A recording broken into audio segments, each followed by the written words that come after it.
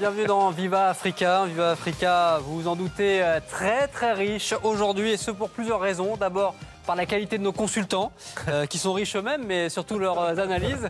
Patrick Mboma et Philippe Doucet, rebonjour messieurs. Merci pour le compliment. Oui, écoutez, les compliments sont bons à prendre. Et puis, Viva Africa, riche aussi grâce à ce premier quart de finale assez spectaculaire, notamment la seconde période, et grâce aux 3 affiches qui nous attendent encore dans ce week-end de quart de finale. Regardez tout ce qui nous attend. Donc, le débrief notamment de ce Congo, République démocratique du Congo, un derby très spectaculaire au scénario assez incroyable et la qualification de la RDC revenue quasiment de nulle part. Ensuite, à 20h30, deuxième quart de finale du jour, on ira sonder les ambitions de la Tunisie qui fait peu parler d'elle, mais qui vise assez haut, vous allez le voir, et qui doit éliminer donc la Guinée équatoriale ce soir, pays organisateur, poussé pour l'instant assez discrètement par sa population. On sera également auprès des sélections ivoiriennes et algériennes à 24 heures du terrible choc entre les deux nations. Presque une finale avant la lettre. Finalement donc, à suivre demain sur Canal. Et puis une plongée en inside au cœur de la sélection guinéenne cette fois-ci, depuis sa qualification au tirage au sort jeudi, avant d'affronter le Ghana. Ça sera également demain sur Canal. Voilà pour ce Viva Africa qui démarre bien sûr par cette qualification acquise il y a quelques minutes par la République démocratique du Congo aux dépens de son voisin, de son cousin, le Congo, au terme d'un match assez incroyable. Messieurs, on savait qu'on allait avoir une première mi-temps assez prudente, timide, on l'a eu. Ça s'est complètement débridé en seconde période. Et ça, on ne le savait pas. Et ça, on le savait moins. On ne savait pas qu'on verrait 6 buts et 3 barres en seconde période. Ça, on ne pouvait pas le deviner. C'était incroyable, mais Patrick l'a dit à l'instant, je crois que le Congo a été, le Congo-Brazza, pour le coup, a été rattrapé complètement par son inexpérience. 23 joueurs qui n'avaient jamais joué la CAN et qui tout d'un coup se sont vus en demi-finale, en plus contre le frère RDC. Et là, il y a un moment où il y a eu une bascule, on les a vus reculer, défendre de plus en plus bas, jusque dans leurs 6 mètres. Jusqu'à laisser, même Bokila a fini par marquer, vous vous rendez compte. Et se décourager très vite aussi. C'est ça le drame. Et pourtant, tout avait bien démarré, ou en tout cas la seconde période avait parfaitement démarré pour cette équipe du Congo qui avait fait un très beau premier tour, un vaincu, 2 victoires, 1 nul, et qui va ouvrir le score sur un joli coup franc, très très bien déposé, sur Fodé Doré, qui malgré tout a tout le loisir de reprendre. Mongongu ne l'embête pas. Alors c'est très bien tiré, mais c'est très mal défendu. D'abord, Mongongu recule et donc laisse Fodé Doré, le couvre. Et derrière, il a juste reculé, il ne l'a pas marqué. Il s'est occupé du ballon, que du ballon. Il n'a pas reculé assez pour empêcher Fodé Doré de reprendre ce ballon. Il y a peut-être une discussion sur est-ce que Kidiabo aurait pu sortir. Moi, je pense que c'était vraiment bien tiré et que ça pouvait se terminer ainsi. Ensuite, énorme erreur, là c'est la RDC qui était en grosse difficulté à ce moment-là, avec ce ballon perdu. Alors il va falloir que Fodé Doré s'y prenne en 2 temps et il sert Thievi Bifouma pour le 2-0. À ce moment-là, le Congo est quand même à plus d'un pied en demi-finale, Philippe. Oui, surtout quand on voit la relance de Kimwaki, on se dit qu'ils sont complètement perdus. Ensuite, Doré est contré en fait par Kidiaba qui sort vite dans ses pieds, mais Kidiaba repousse dans les pieds de Bifouma, qui marque quand même son 3e but de la compétition déjà, donc qui semblait avoir complètement lancé le Congo vers la victoire. À ce moment-là, on pensait que c'était terminé. On était loin d'imaginer la suite. Alors, est-ce que la RDC, elle, pensait que c'était terminé? Peut-être qu'on va avoir la réponse. On va bien sûr revenir dans quelques secondes sur la remontée fantastique de la RDC, mais peut-être que Nisken Skebano, au micro de Sébastien Dupuis, il y a quelques secondes, a livré son sentiment sur cette seconde période assez incroyable. Il nous fallait gagner ce match. Le scénario, Niskens, de ce match, à 2-0, vous êtes comment? À 2-0, on se dit qu'il est temps de réagir, sinon on va décevoir pas mal de personnes qui croyaient en nous, notamment notre président, tout le peuple, toutes nos familles à tous. Et on se devait de réagir et faire quelque chose, quitte à perdre, mais perdre avec honneur et dignité. Donc donner tout, mouiller le maillot et voilà quoi. Maintenant, Côte d'Ivoire ou Algérie, c'est un gros rendez-vous aussi. C'est un grand rendez-vous, mais maintenant je pense que le mot d'ordre c'est repos. Parce qu'on a laissé on a laissé des forces et il va falloir récupérer. Et que ce soit la Côte d'Ivoire ou l'Algérie, on va rentrer dans notre match de la meilleure des façons. Et voilà. Pour aller jusqu'au bout.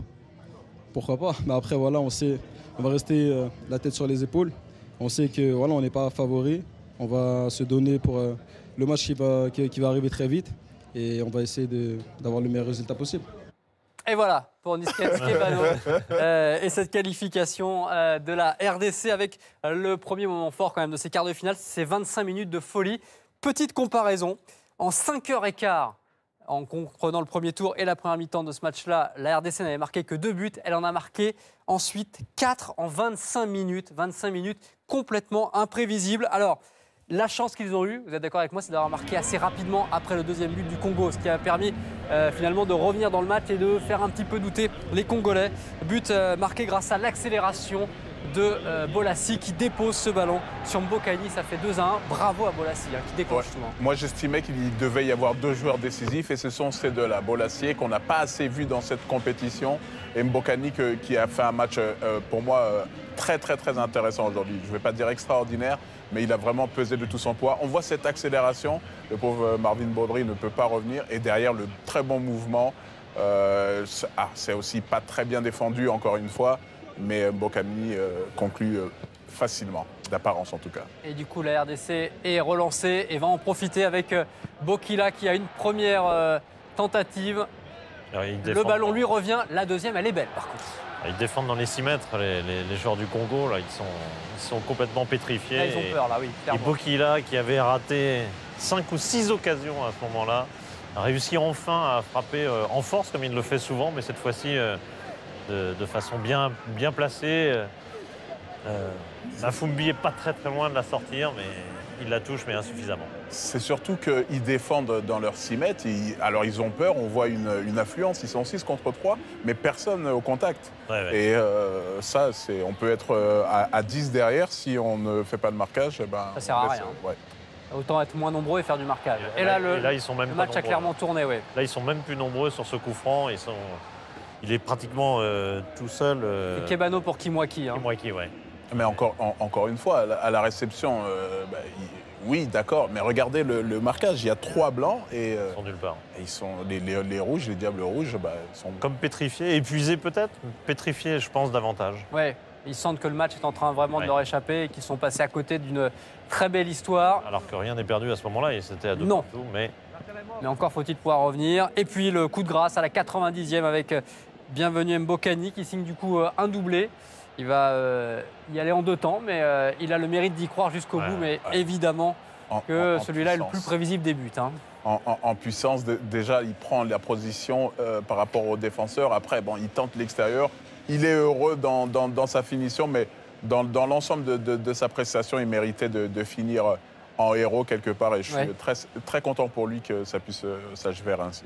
Et Niskens Kebano qui avait pas fait une entrée foudroyante. Malgré tout, il fait 2 passes décisives. Au final, c'est pas mal quand même. Oui, il finit par 2 passes décisives sur les 2 buts décisifs. Donc c'est pas si mal pour ce joueur qui est arrivé qui a finalement accepté de jouer avec la RDC en cours de qualification à partir du 3e match, je crois, 4e match même de mémoire. Il était rentré à Abidjan en milieu des qualifications, donc c'est un soutien de plus. Quant à Mbokani, lui, il n'a pas du tout joué les qualifications. Il revient de blessure au bon moment pour signer un doublé quand il faut, en quart de finale. Et ça fait 7 matchs d'affilée que la RDC est invaincue pendant la CAN. 3 matchs nuls il y a 2 ans, 3 matchs nuls en poule cette année et cette victoire, 4-2. De quoi satisfaire. Vaincu depuis 2006. C'est magnifique. Ah oui, mais ils en ont raté quelques-unes entre temps. Ils n'ont pas perdu un match dans la Coupe d'Afrique des Nations depuis 2006. Et Florent Ibenge n'y était pas à l'époque, mais il a réussi en tout cas pour l'instant une très belle CAN. Sébastien Dupuis l'a retrouvé après cette qualification. Il est tout mouillé parce qu'il a été fêté par ses joueurs dans les vestiaires, mais il est heureux. Florent Ibenge, c'est un grand moment forcément pour vous et pour la République. Exactement, je crois que tout le monde attendait ça. Encore plus pour la République que pour nous. Nous, on est contents, on a gagné un match, on se retrouve en demi-finale. Mais je ne peux pas vous dire ce qui se passe à Kinshasa en ce moment, ça doit être la folie. On va aller au bout maintenant ? Non, on ne va pas réfléchir comme ça, on va prendre les matchs comme la fameuse palissade comme ils viennent. Mais c'est vrai qu'on va d'abord penser d'abord jouer la demi-finale avant de penser la finale. Merci beaucoup Florent. Merci à vous en tout cas. Merci beaucoup. La fameuse danse, on va la voir toute la soirée. Florent Ibenge, qualifié pour les demi-finales, le sélectionneur de la République démocratique du Congo, le plus français, est-ce qu'on peut dire comme ça, des Congolais en tout cas. Il a une formation... On va d'abord dire que c'est un local, parce Évidemment. que c'est le seul coach local, seul coach né en Afrique qui arrive à ce stade des quarts de finale. Donc il faut quand même mettre ça en avant en premier. Mais c'est vrai qu'en 1973, donc il y a quand même plus de 40 ans, 42 ans, qu'il est parti en France comme étudiant. Il a ensuite joué en France. Dans des clubs de banlieue parisienne, mais de niveau correct, niveau CFA, CFA2. Puis entraîner à ce même niveau, passer ses diplômes ici. Et il est encore plus français que vous ne croyez peut-être, parce que je ne sais pas si vous le savez, ça a été l'adjoint de Nicolas Anelka. Lorsqu'Anelka à Chenois en Chine a été entraîneur pendant un mois ou deux, je ne sais pas. C'était l'adjoint d'Anelka. C'est magnifique. Ça compte dans le CV. Incroyable. Et il est en plus d'être sélectionneur. Il n'est revenu en RDC qu'en 2012 pour entraîner Vita Club. Voilà. Et il est toujours entraîneur du Vita Club, donc il cumule les deux casquettes pour l'instant, avec réussite en ce qui concerne la sélection.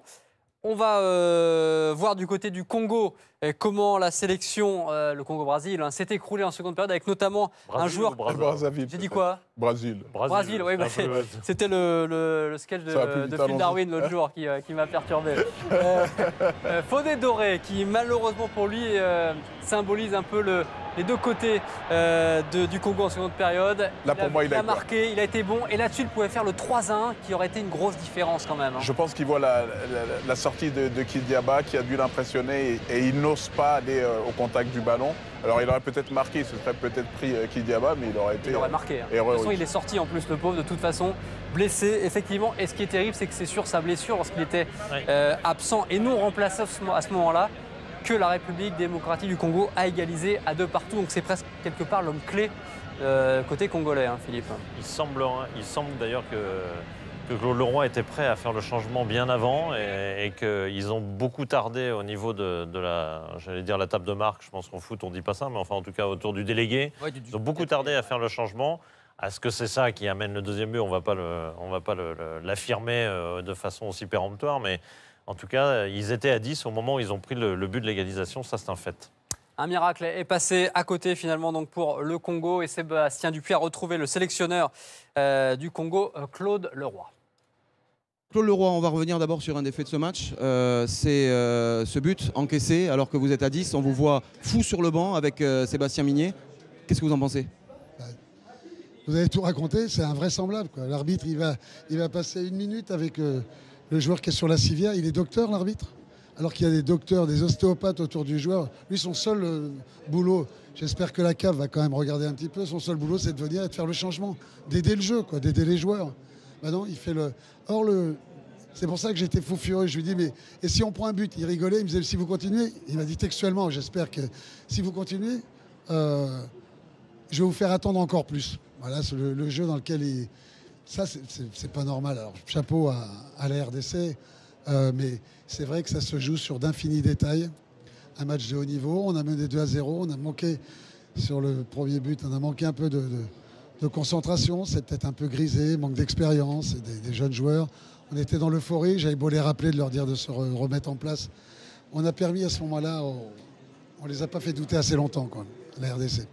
Puis après, bien c'est sûr, 2-2, on veut marquer un troisième, on en prend un, puis on veut réégaliser, puis bon, c'est la vie d'un match de foot, mais ce qu'il y a d'invraisemblable, c'est ce fait de jeu qui est incroyable, dans l'intelligence de la gestion d'un match, c'est tout. Merci beaucoup, Claude. Avec Claude Leroy qui ne digère pas ce fait de jeu d'arbitrage à 2-1 qui a basculé ensuite à 2-2.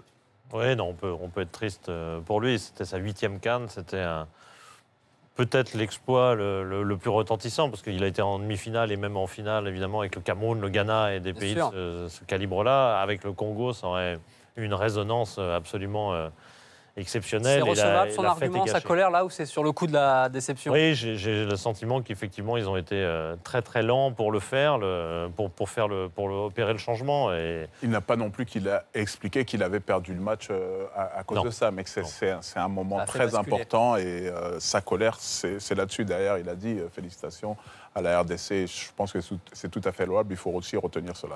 est-ce qu'on pouvait raisonnablement attendre d'une équipe qui n'a jamais joué, enfin des joueurs qui n'ont jamais joué de CAN, qui jouent dans le championnat local, qui jouent parfois en D3 française au maximum, est-ce qu'on pouvait espérer de cet effectif finalement d'aller plus loin que ça?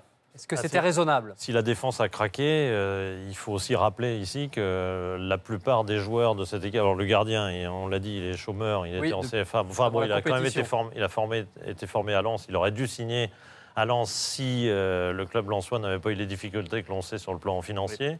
Marvin Baudry, l'arrière droit, jouait à Amiens et tous les autres jouaient à Dolisie, c'est-à-dire le club qui est champion du Congo depuis de nombreuses années, qui a fait des performances, qui a été en finale quand même de la Coupe de la CAF, donc qui est quand même un club pas mal, mais enfin c'est pas le même niveau.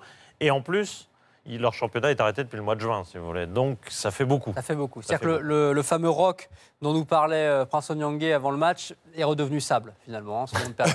Non, mais c'est vrai. Je suis pas sûr qu'il c'est un peu le sentiment. Non, mais c'est le sentiment qu'on a. Oui, quand même. Alors, à 2-0, on peut se dire qu'ils doivent passer, qu'ils peuvent passer. Moi, j'avais le sentiment que c'était quand même loin, on était loin du déroulement. Alors, on l'a dit entre nous en antenne qu'on pouvait espérer un 2-2. Un 4-2, absolument pas. Non. Mais on a compris, on a expliqué qu'il y avait effectivement ce manque d'expérience qui a vraiment été un frein à leur progression vers les demi-finales. Retour sur l'homme maintenant qui a fait basculer aussi quand même ce match-là. Le fameux Jérémy Bokila qui s'est beaucoup illustré dans le match.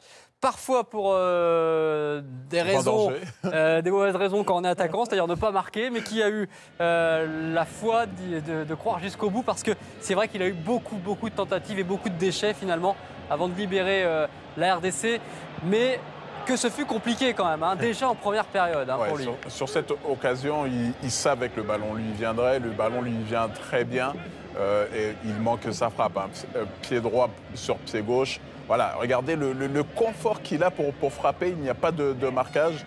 Et, il est gaucher, à sa décharge, il est gaucher. Mais là, il est gaucher, mais à sa décharge, ça ne va pas marcher sur cette action-là, puisque le ballon va lui arriver sur le pied gauche et ça manque un peu de force. Je suis d'accord qu'il ne va pas prouver que c'est un grand gaucher sur cette reprise qui ressemble à...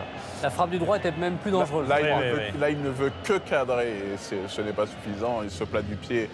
il peut lui mettre plus de puissance. Il peut aussi contrôler, puisque ça lui arrive sur son bon pied. Et il ne fait de toute façon pas le bon choix, puisqu'on est en train de le critiquer. Et il va avoir ensuite, en seconde période, d'autres, encore plus d'occasions, notamment celle-ci très très forte, avec ce ballon qui va revenir.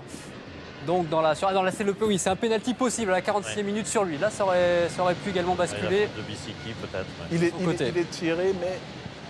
Là, pour moi, il doit absolument la cadrer, puisqu'on considère que la transversale ne fait pas partie du cadre. Il doit absolument, alors que Mafumbi la sorte, parce qu'il fait un exploit, je veux bien, mais là, il a tellement de temps pour frapper qu'il doit chercher, il doit marquer. 66e minute, on en est à 2-1, vous avez vu, là aussi, grosse occasion. Il a quand même le mérite d'y croire toujours. Oui, mais chaque fois, il bénéficie des remises de Mbokani. Et chaque fois, il est quand même très très maladroit. Il part de loin, même là, il ne la sent pas. Il la sent très tard, très très tard. Et ça occasionne peut-être que sa reprise du droit soit ratée. Encore une fois, ce n'est pas son bon pied, mais chaque fois, il anticipe pas, il ne voit pas le coup. Et jusqu'au bout, on a pensé qu'il allait être l'homme malheureux du jour. À l'image du but, parce qu'il rate d'abord la première occasion. Mais au bout d'un moment, plus vous avez d'occasions, plus vous avez des chances de mettre un but. Encore faut-il se créer les occasions. Là, il est repoussé, le ballon lui revient. L'enchaînement est de qualité. Si on voit que ça, c'est superbe. Si on ne voit que ça, on dit bravo. Contrôle, il se retourne à 200 à l'heure. Déjà, on va dire il se démarre. Après, il fait un bon contrôle. On va dire qu'il a le but, il sent où est le but, il n'a pas besoin de le regarder. Il a tellement réglé la mire, on dirait qu'à un moment, c'est normal qu'il trouve la lucarne. Enfin, il a le mérite et surtout, il permet d'égaliser. C'est le but le plus important de ce match-là, puisqu'il a complètement fait basculer la rencontre. C'est un joueur qui est apparu dans la sélection pendant les qualifs, et notons quand même à son palmarès qu'il a mis 2 buts à Abidjan lors de la victoire 4-3. C'est lui notamment qui avait mis le but décisif, celui du 4-3 de la victoire à Abidjan, le dernier. Et mine de rien, quand on sait que la RDC non seulement a failli pas se qualifier au premier tour, mais je signale qu'ils se sont qualifiés aussi en tant que meilleur troisième. C'est vrai, c'est vrai. En qualification. Donc ce but à Abidjan a été vital, sinon bien évidemment la RDC ne serait pas là, ne serait pas dans ce tournoi. Dans un groupe qui comprenait quand même le Cameroun Oui, et la Cameroun Côte et d'Ivoire. RDC. Donc Le Cameroun et Côte d'Ivoire. c'était quand même pas si mal. Donc voilà pour Bokila qui joue au Terek Grosny, pour être un peu plus précis. Le tableau de bord de... En Russie. En Russie, voilà, pour être très très précis. Tableau de bord de ce premier quart de finale, donc conclu par la victoire 4-2 de la RDC, avec une possession toujours à l'avantage des vainqueurs. Ça, on l'avait déjà vu en première période. Et puis des tirs aussi à l'avantage, 21-11 et 12 tirs cadrés à 6. Finalement, c'est logique. Hein. Et un petit Même détail... si le scénario est alambiqué, c'est logique. Oui, c'est logique. Mais un petit détail dans ces statistiques, on voit 25 et 21 fautes. 46 fautes. Je pense que c'est l'arbitrage qui a été quand même plus que complaisant. Alors, on n'est pas arrivé sur un arbitrage où on a dit « Ah, il n'y a pas eu but, il y a eu but à cause de ça ». Après, à part peut-être le penalty,